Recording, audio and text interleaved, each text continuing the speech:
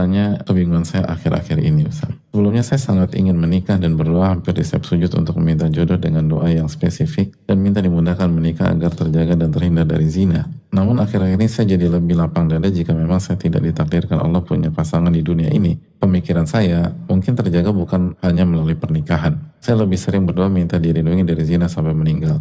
Karena itu saya jadi jarang dan lupa berdoa tentang jodoh. Kalau berdoa pun isinya tidak spesifik dulu, hanya minta dimudahkan menikah dengan jodoh yang Allah ridhoi agama dan akhlaknya. Apakah yang saya rasakan dan lakukan ini dibenarkan atau saya termasuk orang-orang yang berputus asa dari rahmat Allah berupa pernikahan?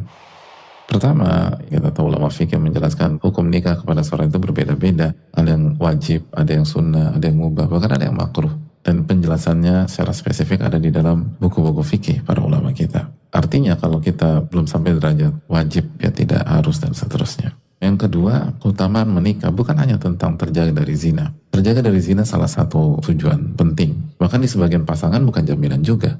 Ada banyak orang berzina dalam kondisi menikah. Na'udzubillah, na'udzubillah. Jadi ada banyak keutamaan tentang pernikahan. Menjaga diri dari zina. Lalu bagi wanita mendapatkan pemimpin dalam hidupnya. Kalau laki-laki mendapatkan ketenangan, litaskunu ilaiha, agar Anda hidup tenang bersama dia. Dan itu hal yang sangat penting sekali bagi kehidupan laki-laki. Lalu mendapatkan sakinah, mawaddah, warahmah dalam kehidupan, rasa cinta dan kasih sayang. Itu memperbaiki kualitas hidup. Lalu keturunan, bicara keturunan jika memang Allah berikan keturunan bagi suami dan istri. Lalu ini proses belajar untuk naik kelas sebagai seorang hamba dan seorang manusia.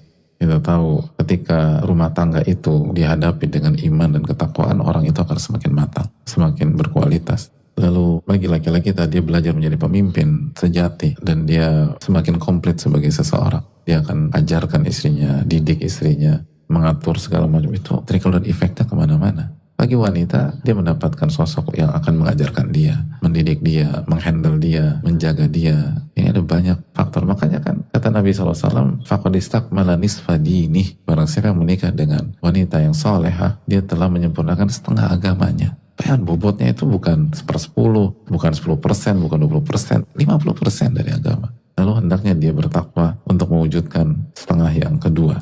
Jadi bobot pernikahan itu sangat luar biasa.